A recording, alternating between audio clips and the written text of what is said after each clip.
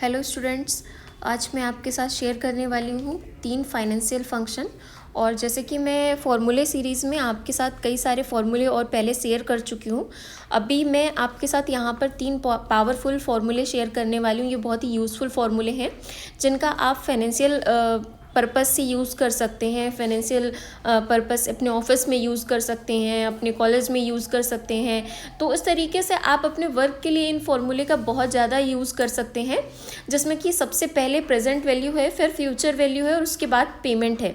इनका short form भी है, प्रेजेंट वैल्यू के लिए पीवी, फ्यूचर वैल्यू के लिए एफवी और पेमेंट के लिए पीएमटी।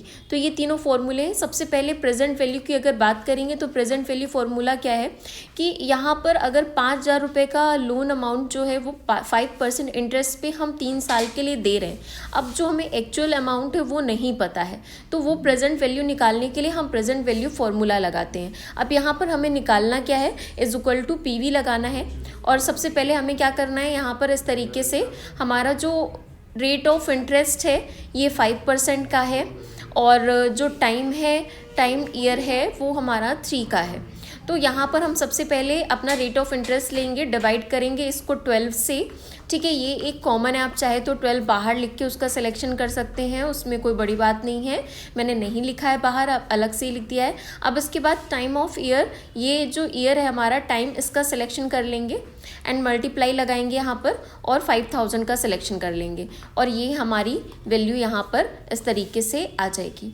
ठीक है, तो ये इस तरीके से हमारी जो प्रेजेंट वैल्यू क्या है, यहाँ पर कितना हम अमाउंट पे कर रहे हैं, यानी कि कितनी हमारी कॉस्ट थी जिस पे हमने यहाँ पर 5,000 रुपये देना ठीक समझा है। मतलब 5,000 रुपये जो 5% की इंटरेस्ट पे हम दे रहे हैं 3 साल तक के लिए, तो वो टोटल अमाउंट क्या थी वो निकालने के लिए हम प्रेजेंट वैल्यू जैसे फॉर्मूले का यूज़ करते हैं।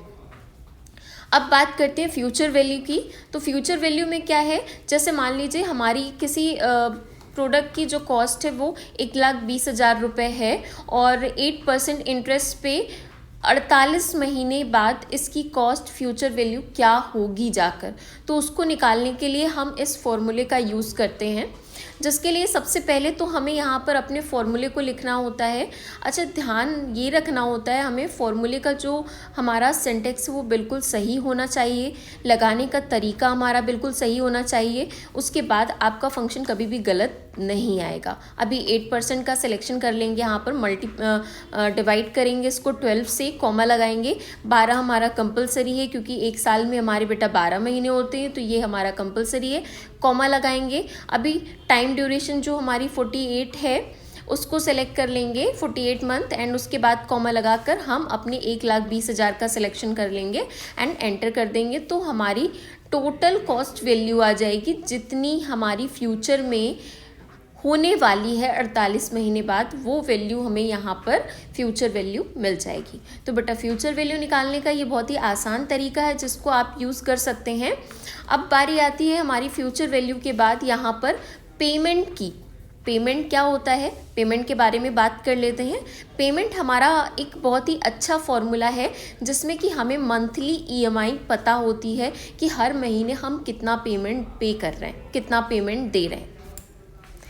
अब यहाँ पर हमारा पास पेमेंट फंक्शन है। पेमेंट फंक्शन के लिए हम बात करेंगे तो ये एक यूज़फुल फंक्शन है। इसमें क्या, जैसे आपने 3600 का कोई अमाउंट से प्रोडक्ट परचेज़ किया है, मान लेते हैं कोई प्रोडक्ट आपने 3600 रुपये का परचेज़ किया बेटा। अब ये जो प्रोडक्ट है आपका, इस पर 9% का इंटरेस्ट रेट लग रहा है और ये 5 साल के लिए आपने लिया। अब आपको ये नहीं पता है कि आपकी लोन ईएमआई कितनी है, तो उसको निकालने के लिए हम यहाँ पर सबसे पहले अपनी इंटरेस्ट रेट का सिलेक्शन करेंगे, डिवाइड करेंगे 12 से, कॉमा लगाएंगे, अपने टाइम ड्यूरेशन का यानी कि जो ईयर है हमारा उसका सिलेक्शन करेंगे मल्टीप्लाई लगाकर उस पर, और उसके बाद हम यहाँ पर सेलेक्ट कर लेंगे अपनी ईएमआई का, ब्रैकेट क्लोज करेंगे और एंटर कर देंगे। तो हमें पता चल जाएगा हर महीने हमें कितने रुपए देने पड़ेंगे। 5 साल तक हमें यहाँ पर 74 पॉइंट समथिंग रुपीज़ पेमेंट करना पड़ेगा। तो ये इस तरीके से हम तीनों पावरफुल फाइनेंशियल फंक्शन को एक साथ यूज़ कैसे कर सकते हैं, ये आज मैंने आपके साथ शेयर किया है। और आई होप सो आपको ये वीडियो पसंद आएगा और आपको यूज़फुल भी लगेगा, आपके काम भी आएगा ये वीडियो, जिसमें कि एक्सेल के कुछ पावरफुल फॉर्मूले मैंने पहले भी आपके साथ शेयर किए हुए हैं, जिसमें कि वी लुकअप है और आपका एच लुकअप अभी मैं आपके साथ शेयर करूँगी आगे। और भी बहुत सारे मैंने फॉर्मूले शेयर किए हैं आपके साथ, जो कि बहुत यूज़फुल फॉर्मूले हैं। तो मैंने सोचा मैं आपके साथ आपके फाइनेंशियल फंक्शन को भी डिस्क्लोज कर देती हूँ, यहाँ पर शेयर कर देती हूँ कि कैसे आप अपने फाइनेंशियल फंक्शन को यूज़ करेंगे। तो फाइनेंशियल फंक्शन को यूज़ करने का तरीका बहुत ही सिंपल है, ईजी है। बस हमें ये समझना होता है कि कौन से फंक्शन का हमें कहाँ पर और कब यूज़ करना है। जब आपको ये समझ में आएगा तो आप इन फंक्शन को बहुत ही ईजिली यूज़ कर पाएंगे और अपने लोन अमाउंट को ईजिली आप हैंडल कर पाएंगे। तो ईजिली लोन अमाउंट को बेटा हैंडल करने के लिए यहाँ पर 3 फॉर्मूलों का यूज़ होता है, जो कि आपको करना है। अगर आपको ये वीडियो पसंद आती है तो प्लीज़ लाइक करें। Thank you.